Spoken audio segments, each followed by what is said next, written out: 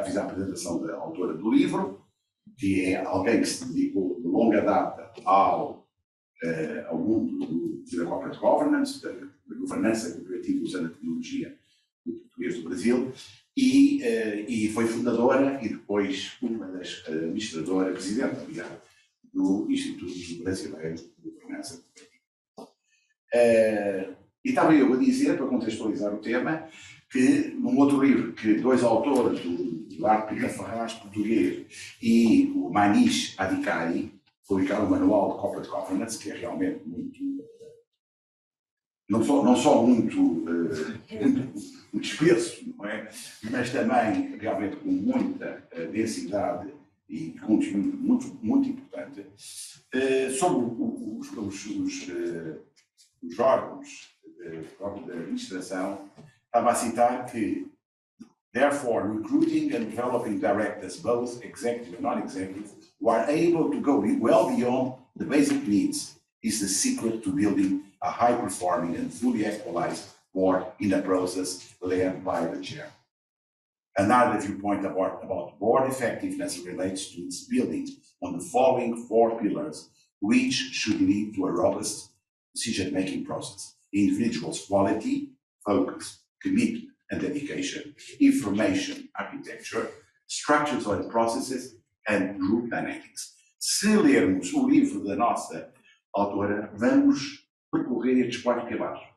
Isso é que é muito curioso, porque foi isso que, de certa forma, temos a nossa professora, que será ela, a professora Clara Raposo, também ela, com experiência própria e académica. E académica, ia dizer, claro. Ou diria, académica e depois da vida real, nós dizemos com maldade, não é? Quem sabe faz, quem não sabe ensina, porque é uma injustiça. E isto só os frustrados que não têm título académico é que dizem. Eu devo dizer que fascinou-me o livro da nossa autora, porque não posso deixar de dizer, e este momento é muito propício depois das eleições portuguesas e das futuras eleições brasileiras, que quando vim há exatamente 32 anos, de 15 anos do Banco Americano, vinha de Nova Iorque e vinha presidir o Conselho de Administração de um ano, que era público e que virava privado. E uma das coisas que me fascinou na conversa com o acionista, que era o primeiro-ministro e o ministro das Finanças português, da Fazenda do Brasil, foi uma conversa assim: bom, mas nós temos ótimas pessoas para pôr no seu conselho. Estamos enganados. Quem vai escolher as pessoas sou eu. Não, são pessoas, são muita experiência. Um deles está na banca pública há exatamente 20 anos. Já uma não. Não, uma pessoa que esteja regularizado na banca internacional. Bom, to make the story short, a verdade é que nós sentimos uma nova realidade, que é relações pós-pandémicas e não só, e macroeconómicas. O Estado volta a ter um peso, eu diria, diferente. Não pode ficar.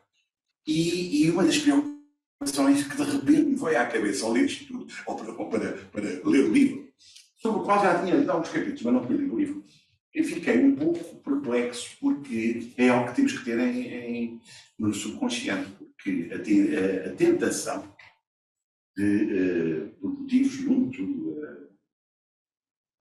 objetivos, de maneira que não seja por isso, e político-económicos, de repente vamos ter um Estado acionista, outra vez, com um peso maior ou menor, mas com um peso, com critérios de seleção que não sei se são aqueles que obedecem aos 4 pilares. Não sei se me faço entender de uma forma, eu diria, enfim, subtil e não direta. Portanto, professoras, provei o mundo feminino do vida, não é? Estamos nós aqui para aprender muito bem. Sou professoras, muito obrigado. A SRS está. Professor António Gomes Mota, agradecer ao IPCG, por ter escolhido esta casa para lançar este livro. O IPCG tem sido uma referência do seu trajeto e, em particular, nos últimos mandatos do António Gomes Mota, que, indiscutivelmente, ao suceder, conseguiu abrilhantar o exercício do cargo de presidente, como eu nunca teria conseguido fazer. Portanto, muito obrigado. Passo a palavra à professora Cláudia Sousa Bifa e depois acho que a professora Cláudia faz não é, a argumentação, uma análise e, naturalmente, julgo que a ideia da professora é fazer depois um debate se alguém quiser intervir. Só com uma pequena nota que a professora Clara pôs, às 7 tem que sair, e, portanto... Mas, claro, às 7 saímos todos. Muito obrigado. Imagino que horas é que quer. Sandra, quer... Sei que der. Acho que você vai falar, não vai? Muito obrigada, Pedro. A apresentação não podia ser mais gentil. Eu agradeço muito o convite de estar aqui na sua casa, na FRS, e agradeço muito o convite do IPCG. Eu tenho dificuldade para não falar IPGC, porque afinal são 26 anos de GC e não de CG. E muito obrigada, professora Clara, de estar aqui conosco. Mas antes de entrar propriamente na apresentação, eu quero falar dessa diferença de CG e GC. Nós fizemos o mesmo dilema, Pedro e Antônio, nessa situação de Corporate Governance, governança corporativa. Quando nós fundamos o Instituto Brasileiro de Governança Corporativa, nós criamos primeiro o IBCA, o Instituto Brasileiro de Conselheiros de Administração, que é como chamamos no Brasil os administradores não executivos, aqui, como vocês se referem.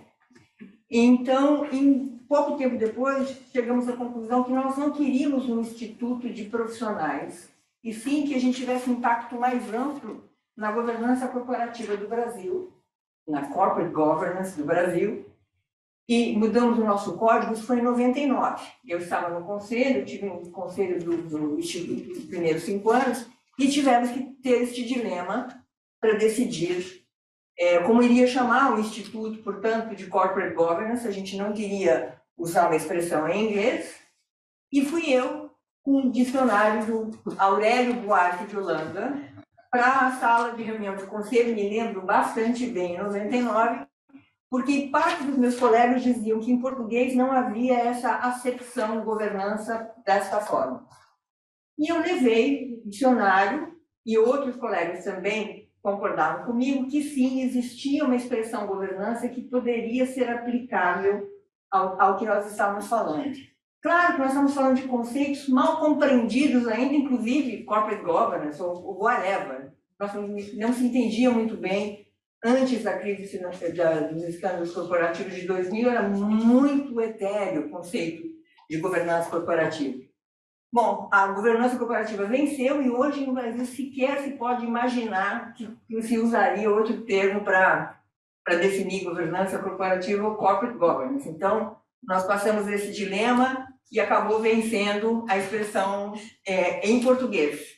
Mas a gente respeita a opção que vocês fizeram. O que importa é que o conceito traga todos os princípios que estão embutidos aí.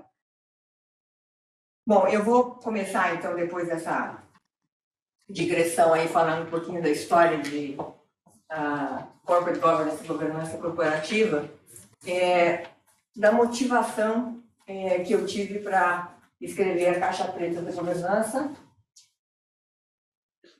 que eu lancei primeiro, a primeira edição em português em 2017, e agora sai com a 4ª edição, a edição brasileira, e a primeira edição em inglês, The Black Box of Governance, que foi lançado em setembro do ano passado. E a minha motivação foi tanto envolvida todos esses anos com governança corporativa. A cada momento nós vivíamos um desafio, como eu citei agora, né, os escândalos corporativos do início de 2000, quando a governança era colocada em xeque, os conselhos de administração eram colocados em xeque, nova regulação, novos regramentos, novas melhores práticas, e o resultado é que, passava algum tempo, vinha uma outra situação, crise financeira internacional, e a pergunta voltávamos a ela. O que os conselhos faziam, que não estavam fazendo efetivamente o seu papel? E foi essa ao longo do caminho, essa dificuldade de entender como nós poderíamos fazer progressos mais duradouros ou efetivos e eficazes ao mesmo tempo, ao lidar com a boa governança, que eu fui buscar esta corrente de pensamento que é a comportamental. Então, entendendo que regramentos eram importantes, leis, autorregulação, melhores práticas, cursos como o nosso Instituto no Brasil faz há muitos anos, tudo isso era importante, mas havia um elemento que era o comportamental que poderia fazer a diferença. Então, por que eu fui para essa abordagem comportamental? Dentro dessa pesquisa, eu fui observando que mesmo os conselhos de administração formados pelos administradores não executivos mais competentes, dedicados, comprometidos, ainda assim, os conselhos de administração podem falhar desastrosamente ou grandemente, e pela troca de sorrisos e olhares, todos nós já imaginamos vários casos que presenciamos. Então, a abordagem comportamental que eu exploro no livro mostra que os conselheiros podem ser capturados por vieses cognitivos aos quais todos nós, seres humanos, somos vulneráveis. A maior dificuldade é que nem sempre nós somos, ou nem sempre, ou quase sempre, estamos conscientes que naquele dado momento podemos estar sendo capturados por um viés cognitivo. E aí, realmente, aí nós estamos capturados. Mesmo quando a gente tem consciência, e eu vou falar desses vieses, e vocês vão reconhecer certamente, todos, mesmo quando temos consciência, mesmo assim, não necessariamente vamos nos comportar de uma forma diferente. Explico por quê. O que eu vou trazer para vocês hoje, primeiro eu vou falar da racionalidade limitada em vieses, depois eu vou dizer, pela citação que Pedro nos trouxe, que dinâmica realmente faz a diferença, a dinâmica do Conselho de Administração, e por último vou falar de como nós podemos mitigar obstáculos para um melhor processo de decisão eficaz e eficiente.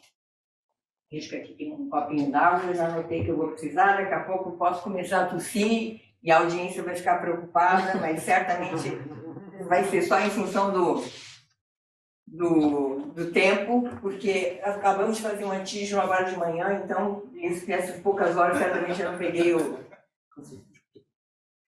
Covid. Bom, a racionalidade limitada é um conceito que está desde os meados do século passado, quando Herbert Simon trabalhou esse conceito de racionalidade limitada e, em seguida, ganhou um prêmio Nobel por causa disso. Nós achamos, nós humanos, que as nossas decisões são sempre racionais, mas ele nos mostrou que a nossa racionalidade humana é limitada. E limitada como? Limitada porque nós temos um conhecimento limitado, por mais que saibamos. E por mais que agora a inteligência artificial vai nos ajudar a saber mais, e passando para o segundo ponto, que é a nossa limitação em processar a informação, e certamente a inteligência artificial vai nos ajudar bastante a processar a informação de uma forma mais eficiente e rápida, ainda assim nós teremos uma limitação. Mesmo quando chegar o momento do quantum computing, ainda assim há uma limitação no processamento de informação. Portanto, nós não sabemos tudo que devemos saber para tomar as decisões. Por outro lado, nós temos limitação de tempo, nós temos pressão de tempo, nós temos uma condição que vem logo à frente para tomada de decisão, onde ela tem que ser feita num período de tempo nem sempre ideal. E por último, que é o que eu mais vou cobrir agora na nossa conversa de hoje, é a limitação cognitiva. Do que eu estou falando aqui? Eu estou falando destes vieses, e aqui eu apresento um livro a todo detalhamento para as categorias de vieses individuais que nós somos vulneráveis. Eu não vou cobrir todo esse conteúdo, que seria muito difícil da gente digerir no final de tarde, quando estamos aqui entre nós e nossa taça de vinho ou nosso jantar, só tenho eu não vou correr o risco de de privá-los de chegar próximo, mais rápido possível à taça de vinho. Mas vamos dar algum exemplo aqui. O viés de memória, por exemplo, ele é bastante intuitivo. Nós temos, a nossa memória vai se esvaindo ao longo do tempo, mas não necessariamente a gente tem consciência disso. A gente é capaz de lembrar que aquela aquisição que nós testemunhamos numa manufatura 20 anos atrás, os detalhes foram esse, o ROI foi aquele, as condições foram aquelas, mas nós não deveríamos ter tamanha convicção de certeza, porque a nossa memória vai se esvaindo. E até os que foram feitos, por exemplo, nos Estados Unidos, em relação a fatos históricos, como a morte do Kennedy, a chegada à Lua, e fizeram testes sucessivamente com as mesmas pessoas, ao longo de intervalos de tempo, e se comprova que a memória vai se esvaindo, mas que a pessoa tem certeza absoluta de que aquele detalhe era daquela forma. Então, esse é um viés. Viés de confiança é outro também bastante claro e comum, e que a gente observa bastante na sala de conselho. Em geral, o viés da excessiva confiança. A excessiva confiança que nós temos que aquela transação vai dar aquele retorno, que aquilo naquele setor sempre acontecerá daquela forma, que o executivo da empresa comprada tem uma competência que há 10 anos ele só produz resultados maravilhosos, e nem sempre a gente exercita o ceticismo necessário para desafiar esse pensamento. E, por último, para dar um exemplo dessa categoria, na categoria situação, uma delas é justamente a pressão de tempo. É um dos vieses que está nessa categoria de situação, o contexto, né, de pressão de tempo. E eu cito um experimento feito também nos Estados Unidos, onde professores disseram para os alunos, encomendaram para os alunos um seminário sobre a parábola do samaritano. Uma parte de nós conhece. E eles separaram em 2 grupos e disseram para o primeiro grupo, olha, vocês vão dar o seminário no outro prédio. E você se dirige, um seminário vai começar lá. Para o outro grupo, eles disseram, vai ser um outro prédio, só que vai começar em 10 minutos. E vai contar na nota quem chegar atrasado. No meio do caminho, esses 2 prédios, eles plantaram um ator andrajado no chão, necessitando de ajuda. Lembrem que eles estavam na cabeça com a parábola do samaritano. O resultado foi que aqueles alunos que não tinham pressão de tempo passaram pelo ator, que parecia alguém precisando de ajuda, e ajudaram a pessoa. E o outro grupo, na maioria das vezes, não só não ajudou, como teve alguém que passou quase por cima da pessoa que precisava de ajuda. Então, para comprovar que uma questão contextual com uma pressão de tempo pode fazer diferença. E eu pergunto para vocês, nós não vivemos nunca na sala de conselho a pressão de tempo, não é verdade? Nunca nenhum executivo chegou para nós e disse, olha, ou a gente trata dessa transação até a semana que vem, ou nós perdemos essa oportunidade. Alguma vez, Pedro? Antônio, nunca. Então, vejam como esse fator pode ter uma interferência na dinâmica e no nosso processo de decisão, que nem sempre a gente tem consciência. Mas a dinâmica de grupo é adicionada a esses vieses individuais que eu acabo de descrever e torna o conselho disfuncional, desviando da racionalidade. Que vieses são esses que eu estou falando? Aqui vocês reconhecem, eu também não vou cobrir em detalhe cada um deles, mas o pensamento de grupo, por exemplo, group thinking, é alguma coisa que nós estamos bastante acostumados. Então, coloca numa sala, vou dar um exemplo, pessoas com background, todos com background de finanças, todos estudaram na mesma universidade, até moram perto do mesmo bairro, torcem para o mesmo time de futebol e têm o mesmo clube de campo. Qual é a chance dessas pessoas pensarem diferente?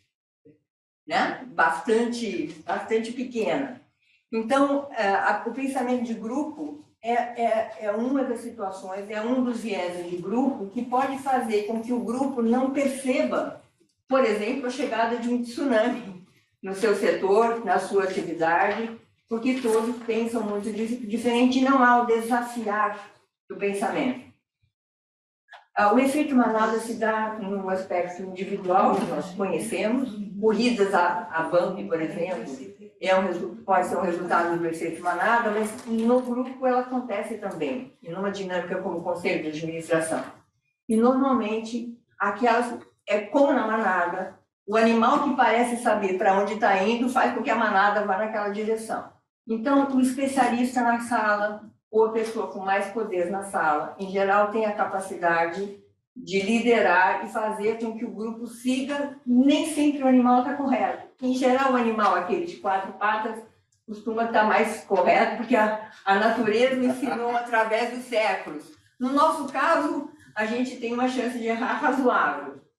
E assim, nós vamos nesses tipos de vieses aí de grupo que aprisionam também, ou que, vamos dizer, criam mais dificuldade para o processo de decisão. E por que eu argumento, então, que dinâmica realmente importa?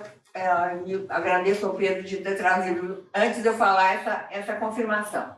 Eu trago aqui dados muito recentes de uma pesquisa que eu sigo fazendo, que esses são dados preliminares, com os meus coautores, o professor Lucas Barros e Rafael Lisa Santos.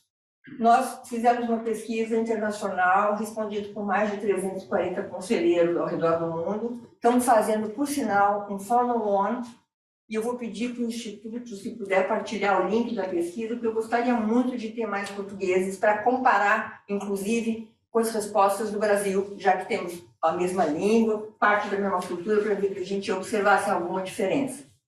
O que nós descobrimos?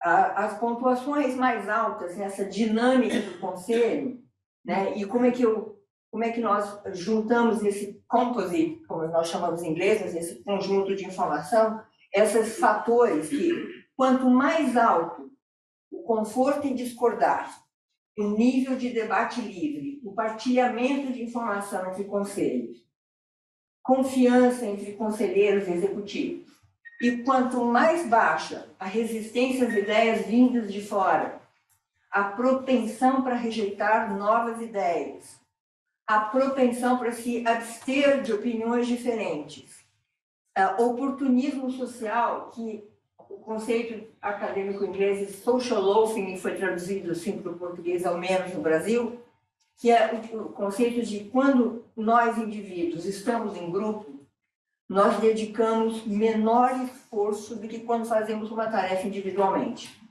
Isso foi testado há mais de 100 anos, quando se colocou, o professor que pediu isso, ele colocou pessoas puxando uma corda de um lado e do outro. Ele colocou 2 indivíduos e mediu a força empregada por cada um dos 2 indivíduos. Juntou mais 4 indivíduos e 4 indivíduos do outro lado e continuou medindo aqueles indivíduos originais. E observou que aqueles indivíduos no grupo faziam mais força do que se estivessem sozinhos puxando a corda. Esse é o conceito de oportunismo social loafing, e que pode acontecer no conselho na medida que os indivíduos não são percebidos, eles agem em grupo. Então, quanto menor o social loafing e quanto menor a tensão durante as reuniões, quando você tem esses fatores, 4 fatores mais altos e 5 mais baixos, a gente tem um melhor desempenho dos conselhos. Claro que nós estamos falando de uma pesquisa no âmbito social, nós estamos falando de percepção, né, professora? Aí ela é a verdadeira professora e pode nos dizer que em ciências sociais é assim que a gente efetivamente consegue medir. Então, nós ouvimos, fizemos uma pesquisa com os conselheiros, com os administradores não executivos, sobre esses fatores e relacionamos isso com a percepção destes mesmos administradores sobre o desempenho do seu conselho de administração. E o que nós entendemos? Quando a gente encontra aquele conjunto mais alto e mais baixo, os conselhos de administração têm maior criatividade e inovação, os conselheiros ficam mais satisfeitos com o desempenho geral do conselho e satisfação com as decisões do conselho. Eu posso assegurar para vocês que os resultados que nós encontramos são muito robustos. Nós usamos métodos quantitativos bastante sofisticados, inclusive a inteligência artificial, portanto, a gente está muito seguro de dizer que esses 9 elementos realmente têm influência na dinâmica do conselho.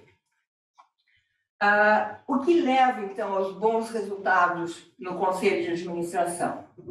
Diversidade de background do conselho, e que também estava ali nos seus 4 pontos, né?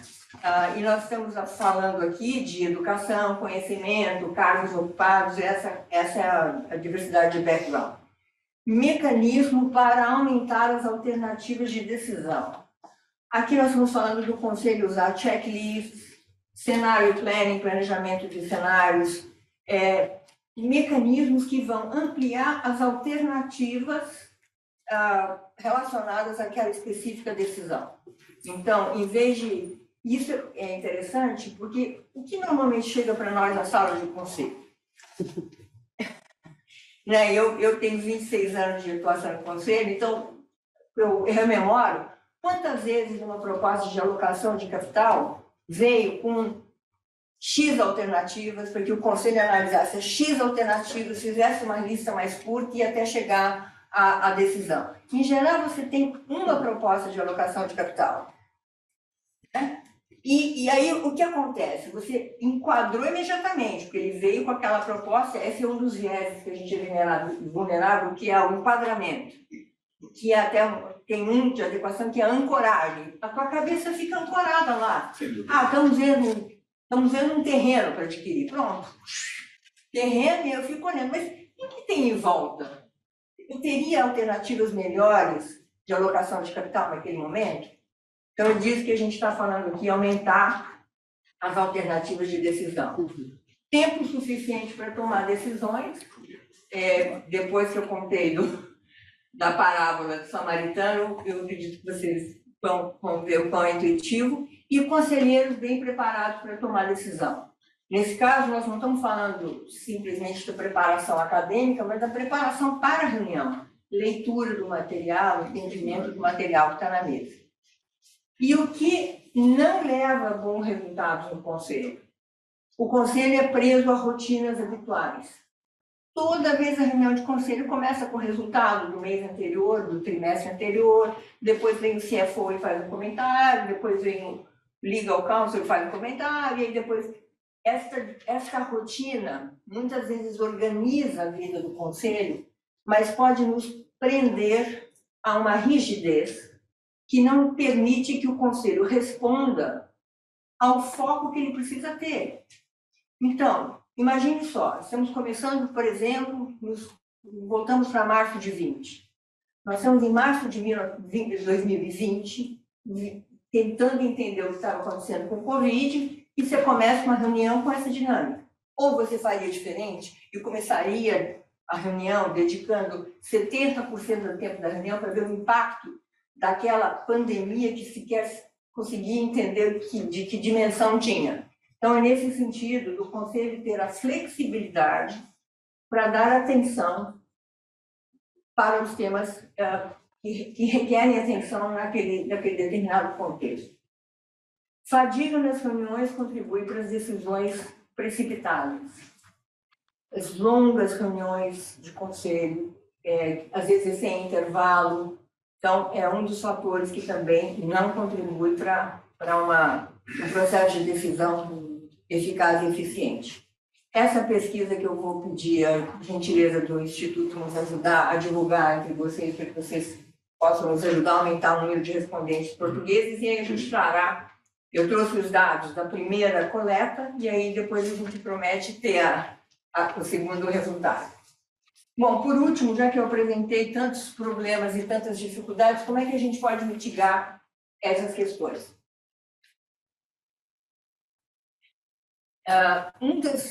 Vocês, aqueles que já leram o livro, ou estão lendo o livro, como eu sei que tem pessoas aqui que já leram ou estão lendo, o livro oferece um capítulo inteiro com alternativas para mitigar esses processos. Eu trago alguns aqui mais genéricos, inclusive. Eu chamei do apertar o alerta vermelho, apertar o botão de alarme no conselho para exercitar o ceticismo. Quando tem muita convicção, e principalmente quando parece que todos estão de acordo na mesma direção. Os executivos entusiasmadíssimos com aquela proposta, parece fazer todo sentido, os conselheiros também estão muito propensos, parece tudo ótimo, e é uma delícia, né? Porque maravilha, a gente vai resolver isso em 15 minutos. Sugiro que aperte o botão vermelho, para tudo e vamos exercitar o ceticismo. Já eu vou contar como que a gente pode, um dos mecanismos que a gente pode usar para fazer isso. O seguinte, o poder, que eu chamo de poder da caneta, que é limitar a abordagem apressada para tomada de decisões.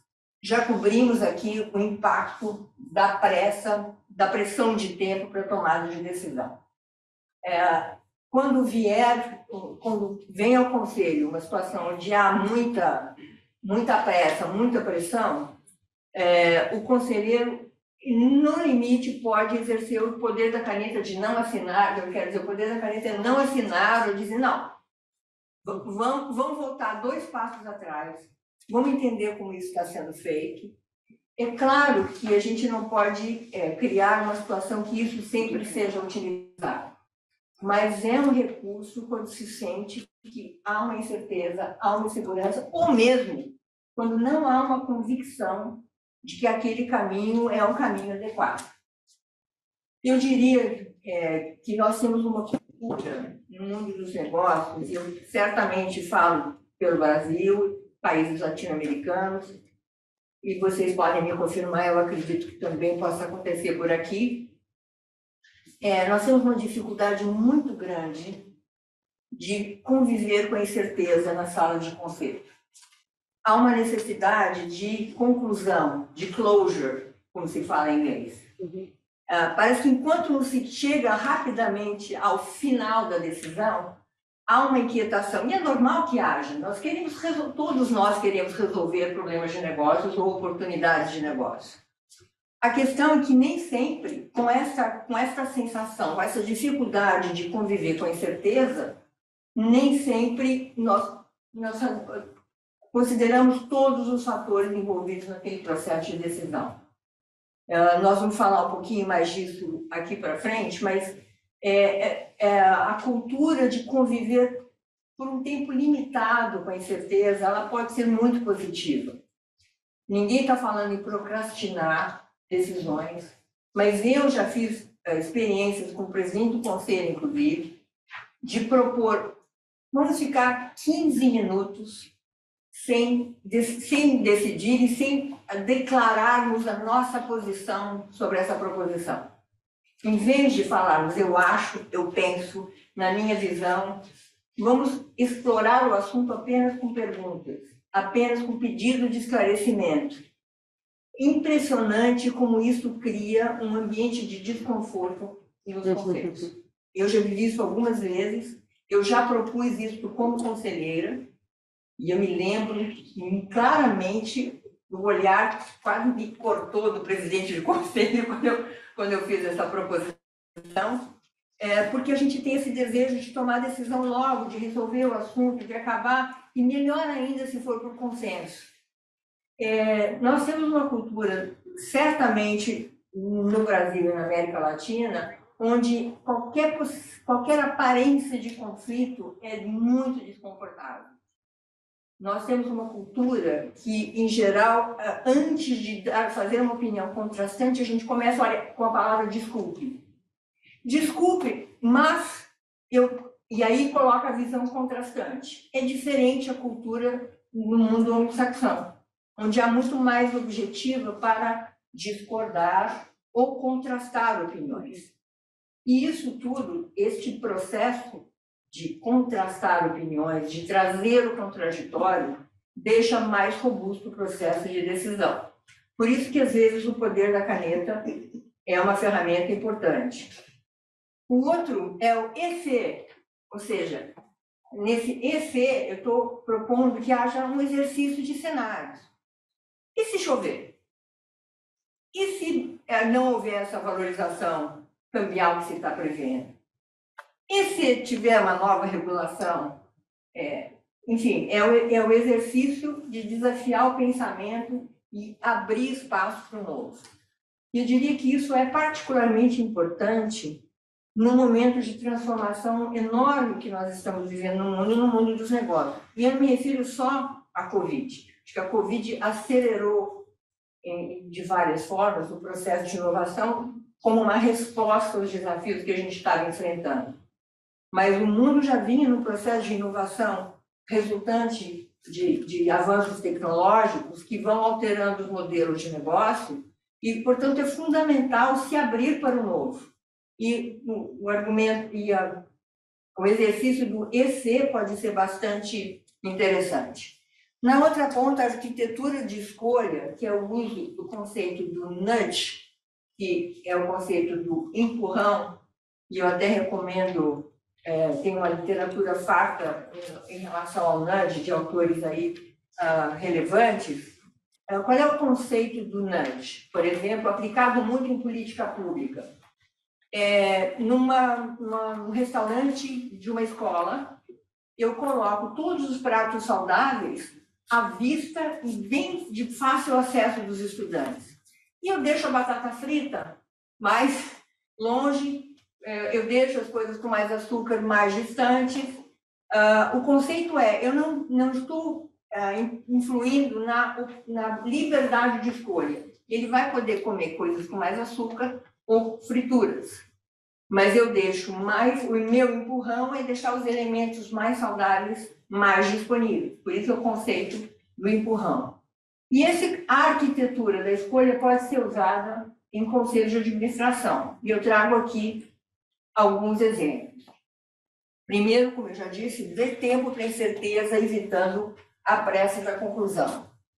Se pode fazer isso, por exemplo, se utilizando de árvores de decisão, checklists, tudo que amplie as alternativas. Ou ainda o uso do mecanismo do advogado do diabo, que foi criado na Igreja Católica justamente para desafiar o pensamento predominante. Quem pode fazer esse papel no conselho de administração? O papel do advogado do diabo tem que ser feito por alguém crível fazendo aquele papel.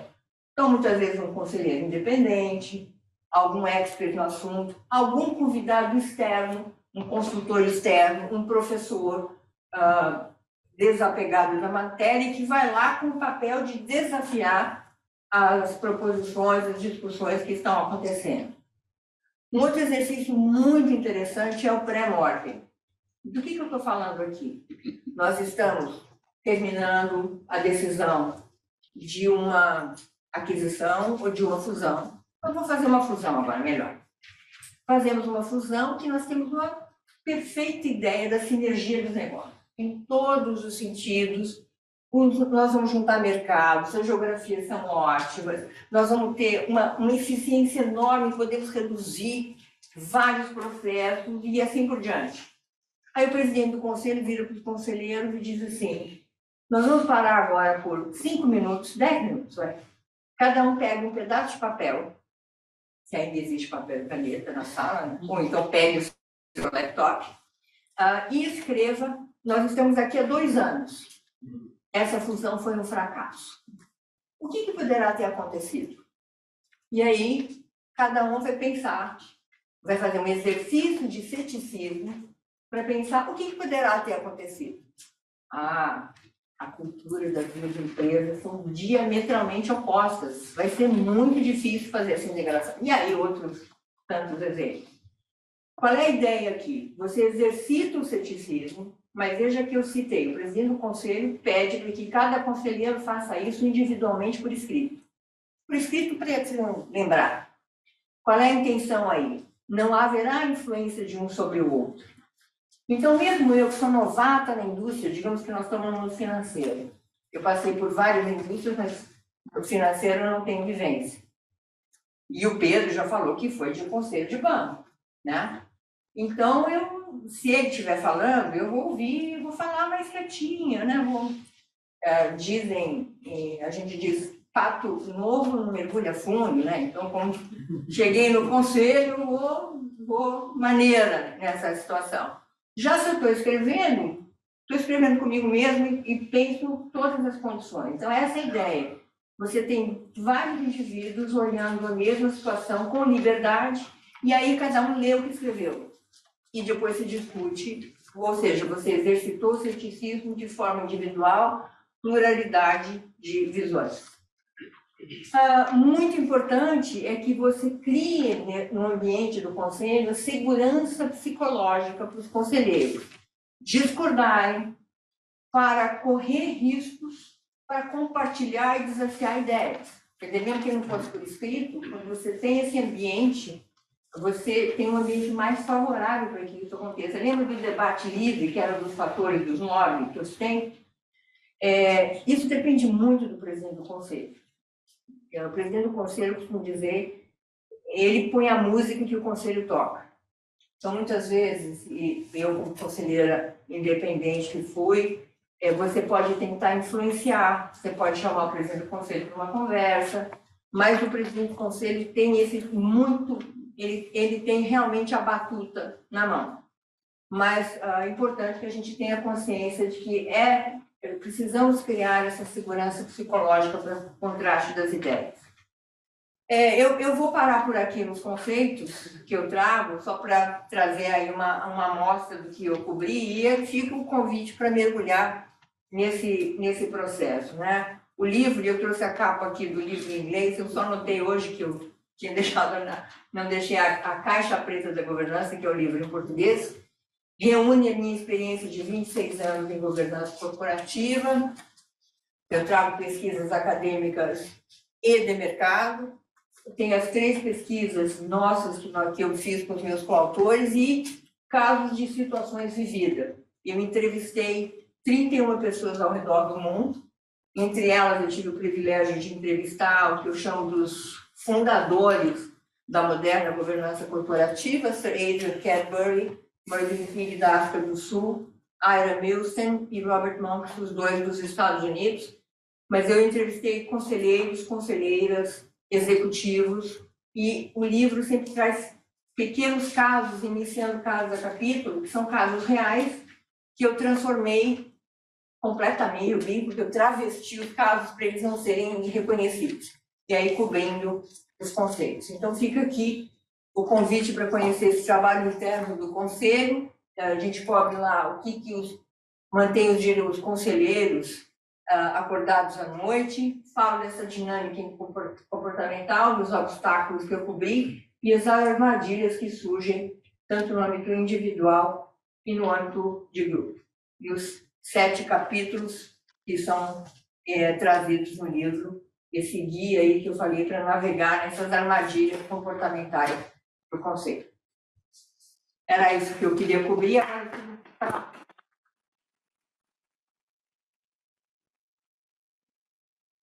Agora a parte importante, que é a parte que vamos ouvir a professora Clara discutir. Também. Agora ninguém vai ver.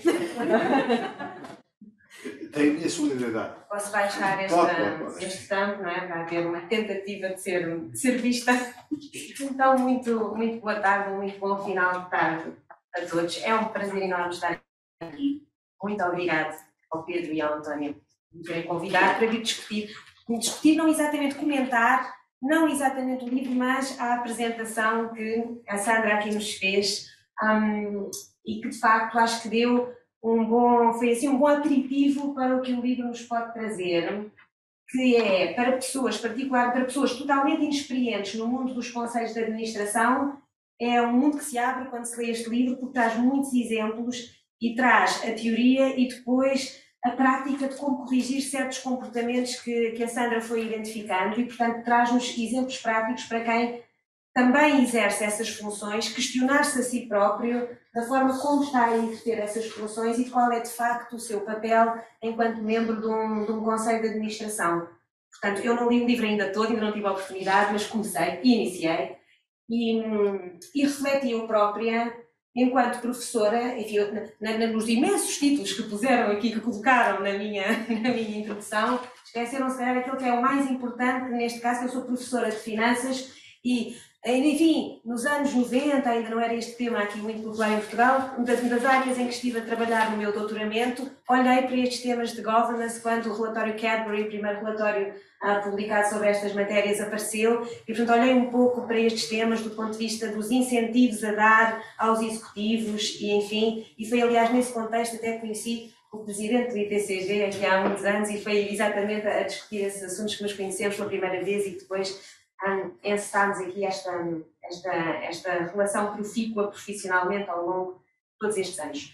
Vou tentar comentar aqui alguns dos pontos que foram apresentados, sendo que me parece que é importante ouvir aquilo que a Sandra hoje aqui nos apresentou, mais importante ainda, olhar para toda a análise que é apresentada no livro e questionar um pouco a lógica do corporate governance ou da governança corporativa quando olhamos simplesmente para o tick the box, aquela lógica de verificar, será que o meu conselho é equilibrado ou não, será que tem as pessoas certas sob diferentes prismas, apenas verificando se cumprimos os requisitos básicos aqui numa lista de que nós todos preenchemos, será que aquelas pessoas são fit and proper para determinadas funções, quando devemos também olhar para a sua estrutura mental, o seu comportamento, a sua atitude, a sua personalidade, o seu caráter, individualmente e também enquanto equipa que ali se forma. Portanto, estas dinâmicas de grupo que aqui vão aparecendo são essenciais para o bom funcionamento de um conselho e, portanto, para o desempenho das organizações. E nem sempre é fácil prever o que acontece antes das pessoas, de facto, se conhecerem e começarem a exercer as funções em conjunto. Ou seja, há uma aprendizagem, ou um aprendizado, há uma aprendizagem ao longo da vida de um conselho de administração. No mercado português, por exemplo, isso nem sempre é tão notório, porque muitas vezes as pessoas já se conhecem todas antes de exercerem funções num conselho ou outro. Temos um mercado relativamente pequeno. Daí o interesse que existe também em garantir que as equipas têm um grau de diversidade suficiente, como aqui foi mencionado pela Sandra, para podermos de facto estar suficientemente à vontade, para termos confiança uns nos outros e suficientemente não à vontade e desconfortáveis para termos de ganhar essa confiança. Portanto, de tudo aquilo que eu li, não só e ouvi naquilo que a Sandra aqui nos trouxe e apresentou, e também são muito interessantes até os próprios comentários iniciais, no prefácio do seu livro, Sandra, os comentários são muito ricos, os comentários dos três autores que fazem esses comentários, todos eles olham para aspectos muito importantes que temos que ter em conta quando olhamos para o desempenho destes conselhos de administração e de como os pôr a funcionar devidamente.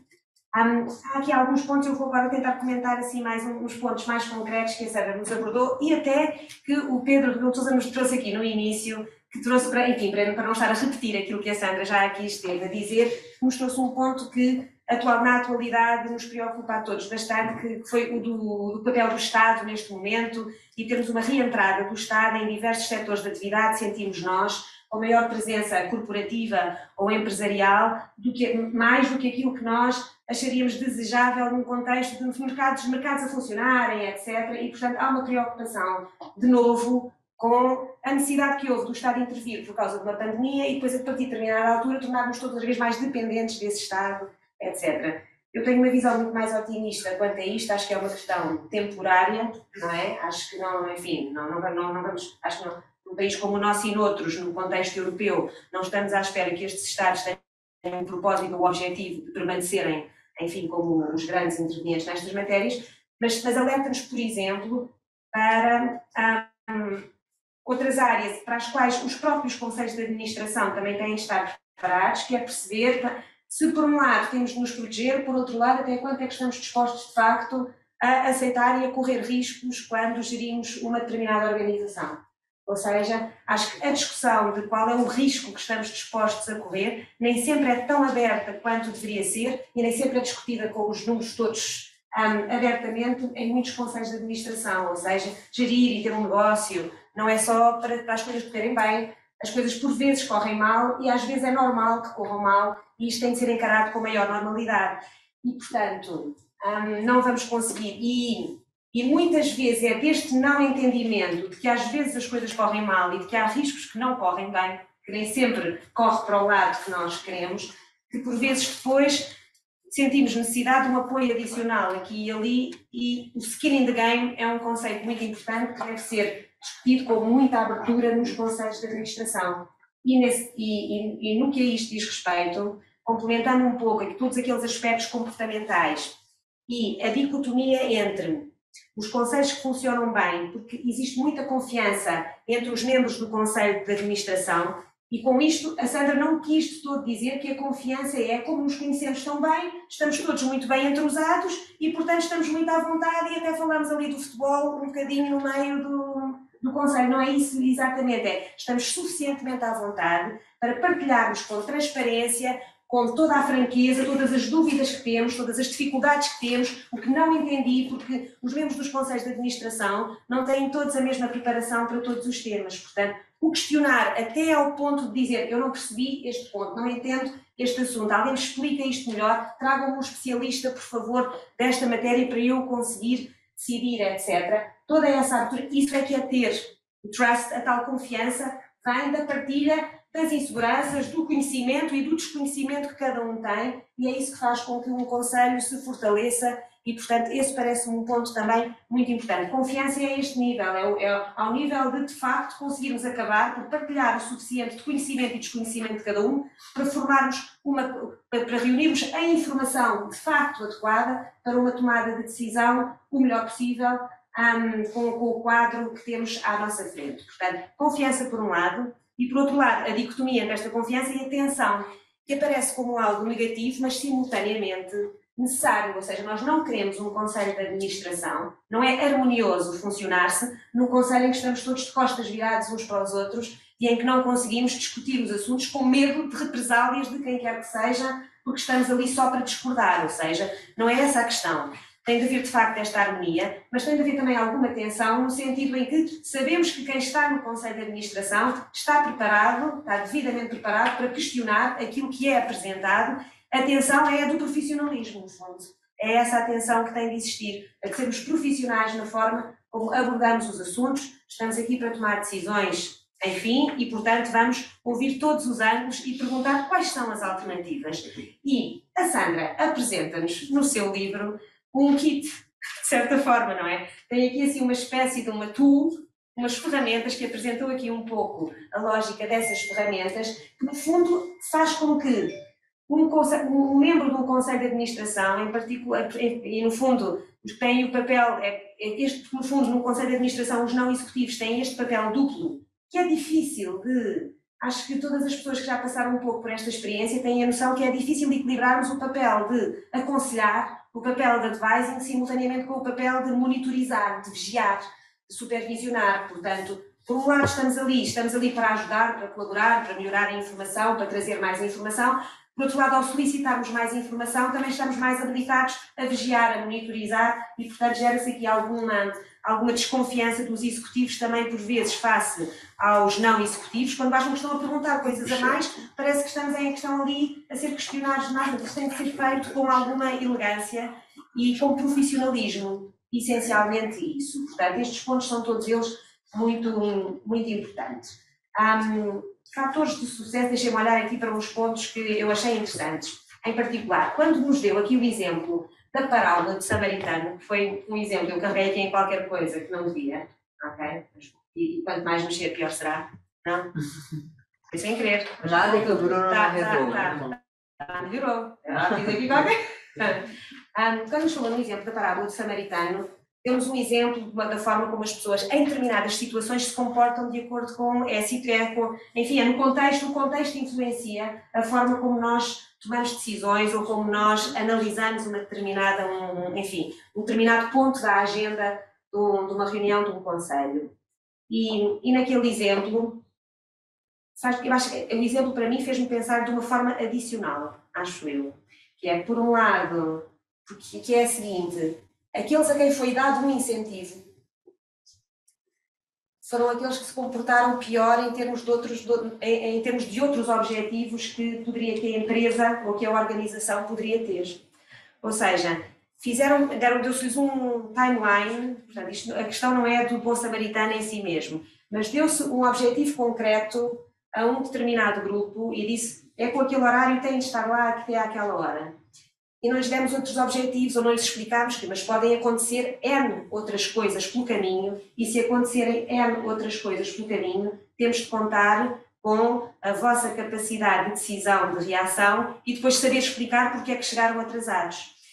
Isto é um exemplo muito simples, mas ajuda-nos e de facto, aqueles a quem não tinha sido dito nada, conseguiram decidir melhor do que aqueles a quem tinha sido dado um incentivo explícito para fazerem alguma coisa que também seria certo, que era chegar a horas. Ora, isto, para pessoas que trabalham nesta área do corporate governance e compliance e regras, etc., faz-nos pensar também um pouco quanto ao facto de termos tantas regras a cumprir, por vezes, poder acabar por nos levar a tomar decisões piores do que quando não temos tantas regras a cumprir. Porque estamos tão preocupados com o cumprimento de regras inflexíveis e com a necessidade de o fazer, que acabamos por nem sempre analisar a situação no seu conjunto da forma melhor. E, portanto, a necessidade de termos um conselho que seja capaz de analisar de forma mais flexível as questões que são apresentadas e disto ser comunicado transversalmente e que isto seja transmitido numa organização com maturidade de cima para baixo ou transversalmente, consoante a estrutura da organização, é importante as pessoas perceberem não só que funcionam de acordo com incentivos e objetivos muito concretos em determinadas áreas que lhes são dadas, mas têm de sentir que têm a oportunidade de poder explicar e questionar porque é que aquele incentivo ou aquele objetivo pode não ser o mais adequado em determinadas circunstâncias. E, portanto, isto é um ponto que me parece muito importante, porque todos nós gastamos imenso tempo da nossa vida a tentar desenhar os melhores mecanismos, com nudge ou sem nudge, os melhores mecanismos para atingirmos determinados objetivos ou determinados comportamentos e, às vezes, em determinadas circunstâncias, não tendo regras nenhumas.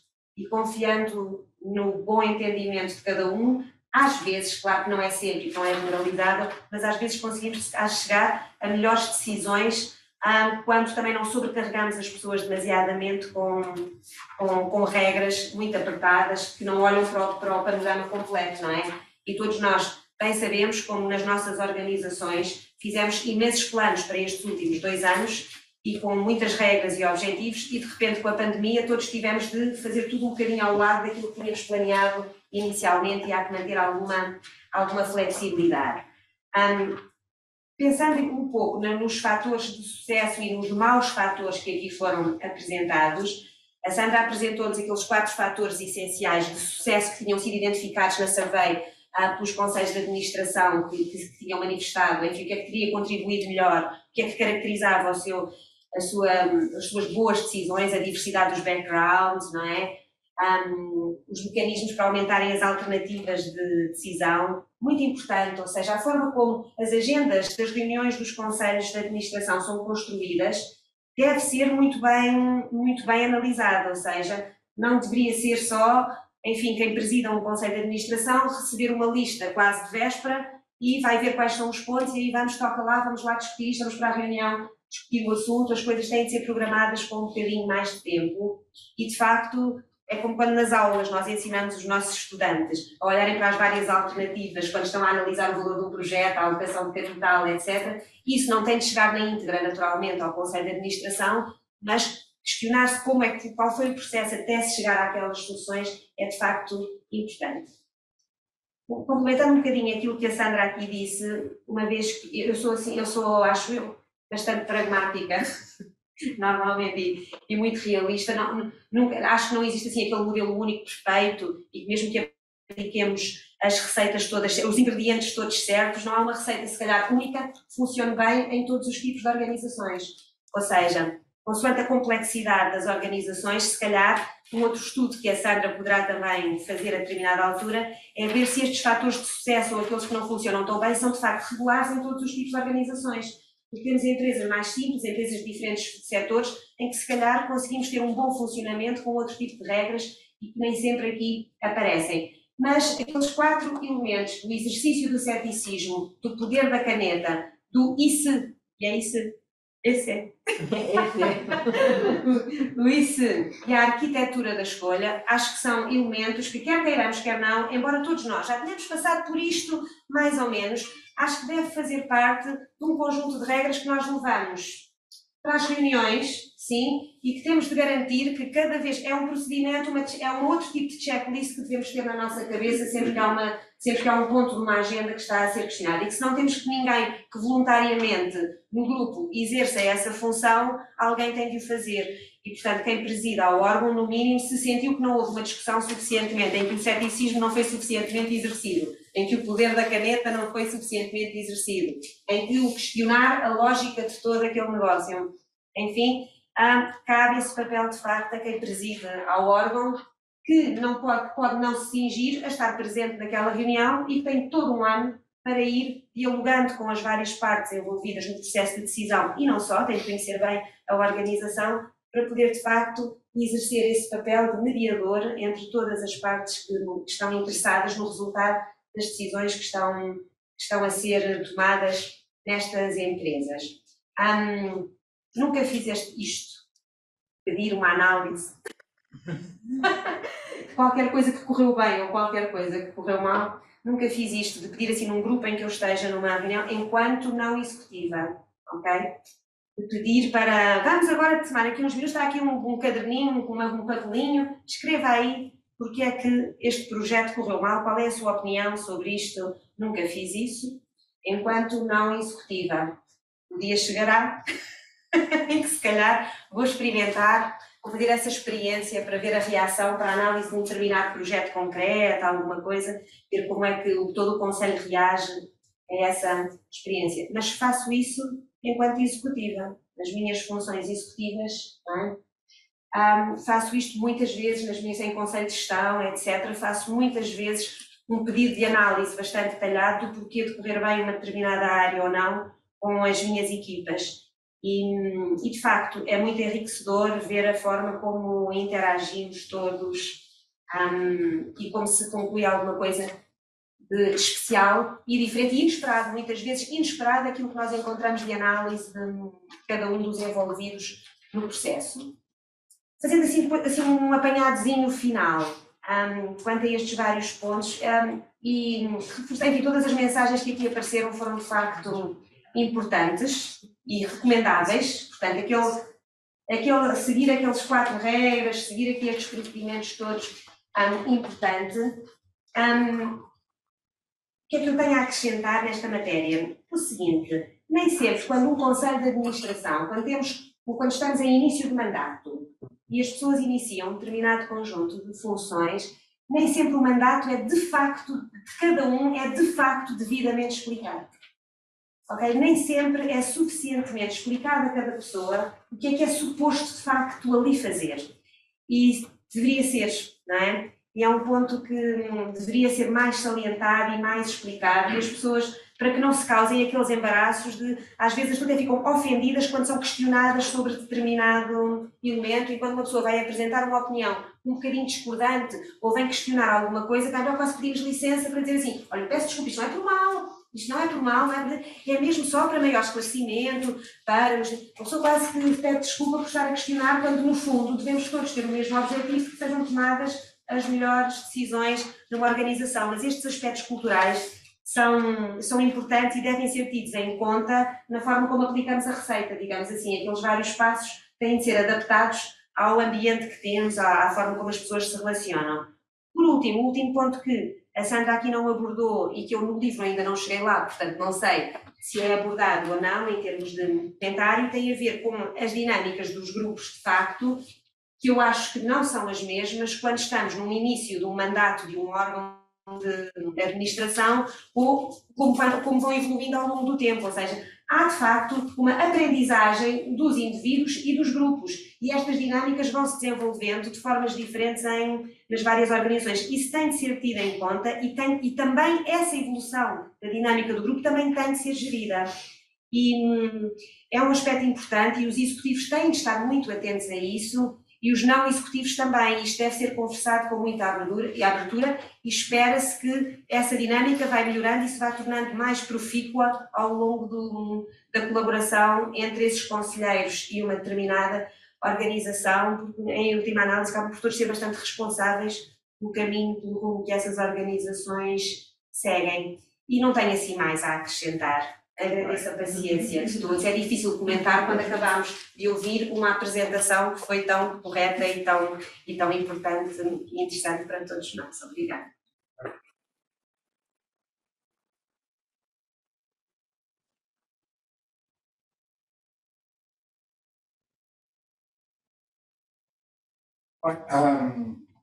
Eu não tenho o problema do Estado. Alguma evolução tem havido nesta. É diversidade. Eu aproveito Neste caso, antes de fazer uma breve intervenção final, eu queria aproveitar ainda os minutos que temos disponíveis até às 7. Se alguém quiser colocar alguma questão ou fazer algum comentário, estejam justamente à vontade para o fazer. Gostaríamos de fazer. Paulo. Quando falamos de black box de governance, para mim há duas outras black boxes que eu gostava de ouvir o vosso comentário. Em primeiro lugar, o managing versus supervising e o que é que significa cada uma destas coisas. Porque, se eu levar muito à letra algumas das coisas que a Sandra nos disse, pareceu-me que em determinados assuntos estava a ir demasiado para o managing e menos para o supervising. Temas de árvores de decisão e outras que podem ser vistos para quem vem por fora, mais pelo lado dos executivos e menos pelo lado dos não executivos. Essa era uma pergunta que eu deixava, até que ponto é que isto não há aqui uma black box também entre esta dicotomia entre o managing e o supervising. E outro tema, também aqui do black box, que tem a ver com se os reguladores, sobretudo no mundo financeiro, não estão a matar a governance por torná-la demasiado fixa. Nomeadamente, quando eu penso no European Central Bank, acabamos por fixar tantas regras e acabamos por não deixar que os não executivos façam muitas das coisas que a Sandra disse aqui como sendo best practices. E, portanto, a pergunta para si é até que ponto é que os reguladores não estão a matar as boas práticas de governance. Muito obrigada, Paulo. Excelentes perguntas. Para a sua primeira pergunta, eu quero dizer que eu dedico um capítulo do livro para falar dessa relação entre o conselho e os executivos. O capítulo se a gente não precisa voltar lá, mas o Bruno consegue voltar no slide ou é só de lá? Não, então não precisa.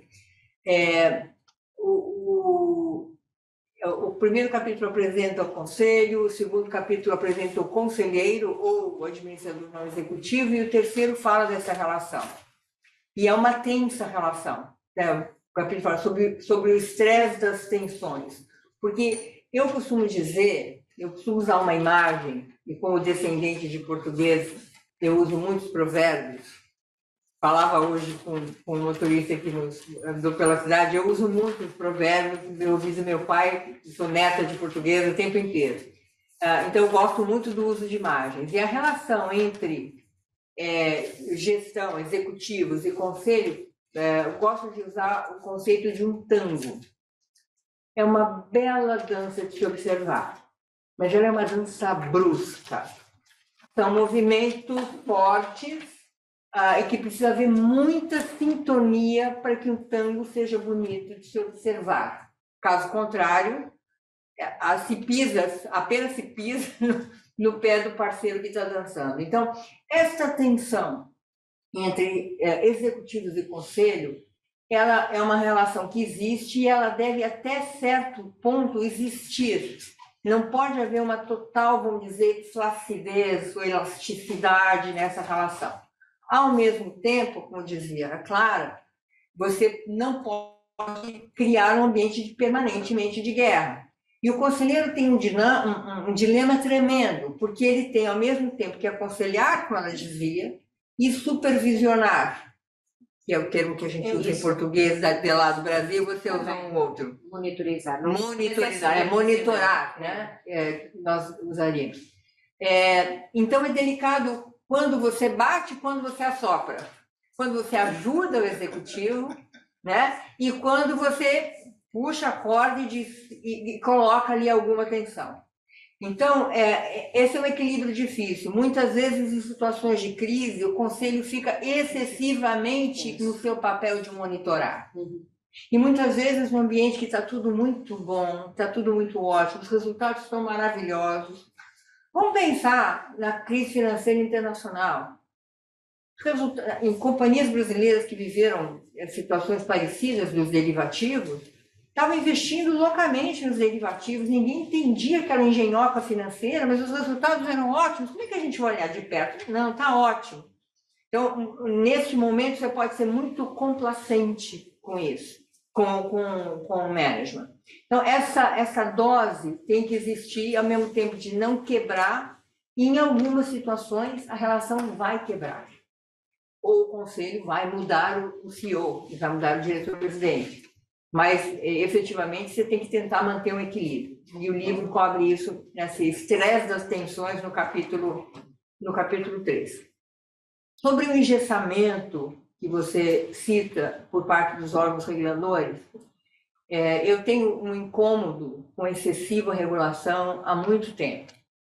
E desde o começo, naturalmente, no Brasil, as discussões e fora, eu tive muitas discussões de criação de políticas internacionais, tive envolvimento com a OCDE, a EFC, nessa discussão desses ferramentais do código da OCDE, que agora é o código do G20, de princípios de governança, e eu sempre tive uma atitude mais favorável a vamos usar o cinto de segurança para salvarmos a vida e não para levar uma multa de trânsito. Eu não sei se vocês se referem como multa. Eu gosto que o incentivo da ação seja o incentivo do que você efetivamente espera e não da penalidade. Portanto, sempre gostei do conceito de um código de pratique ou explique. Aliás, no meu mandato de presidente do IBGC, eu facilitei um grupo chamado de interagentes de 11 entidades de mercado de capital brasileiro para que partíssemos no Brasil para um código pratique ou explique que não existia e agora existe, que é o Código Brasileiro de Governança Corporativa para as Companhias Abertas.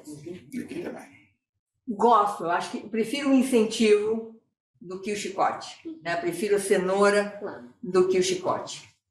Ao mesmo tempo, Paulo, devido aos 26 anos, eu às vezes tenho que reconhecer o poder da regulação. Eu, como presidente do Conselho do IBGC, dei entrevistas não incentivando a criação de uma lei anticorrupção no Brasil. Eu entendi que existiam mecanismos regulatórios que era, na verdade, a importância era aplicá-los, não era uma questão de nova lei. Tive que, vamos dizer, admitir, pagar a língua, como seria uma expressão que a gente usa no Brasil, porque depois da criação da lei anticorrupção, eu testemunhei em várias situações, particularmente em estatais, que se mudou o código, passou a adotar canal de denúncia independente e uma série de situações, a mesma coisa com alguma mudança no novo mercado, que é a autorregulação. O novo mercado é um sistema de listagem que temos na nossa Bolsa de Valores B3.